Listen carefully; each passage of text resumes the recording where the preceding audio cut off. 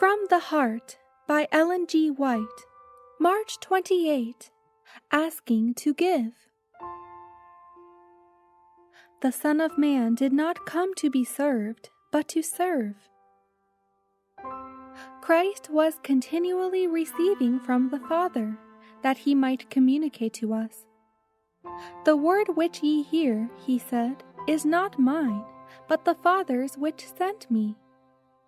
Not for himself, but for others, he lived and thought and prayed.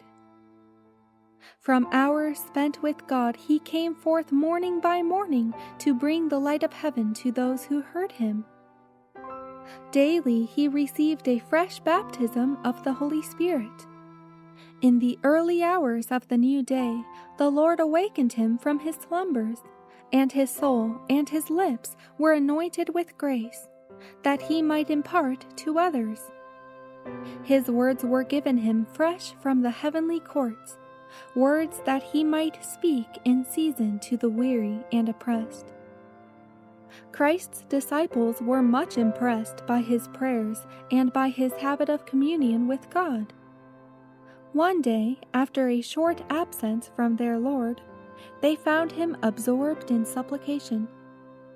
Seemingly unconscious of their presence, he continued praying aloud.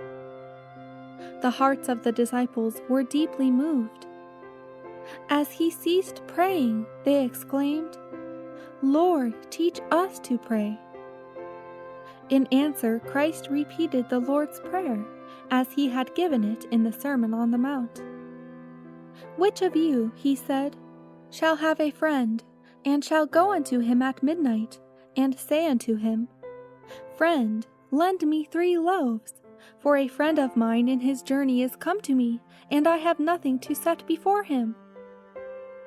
Here Christ represents the petitioner as asking that he may give again. In like manner, the disciples were to seek blessings from God. In the feeding of the multitude and in the sermon on the bread from heaven, Christ had opened to them their work as his representatives. They were to give the bread of life to the people. Souls that were hungering for the bread of life would come to them, and they would feel themselves to be destitute and helpless. They must receive spiritual food, or they would have nothing to impart. But they were not to turn one soul away unfed. Christ directs them to the source of supply. And would not God, who had sent his servants to feed the hungry, supply their need for his own work?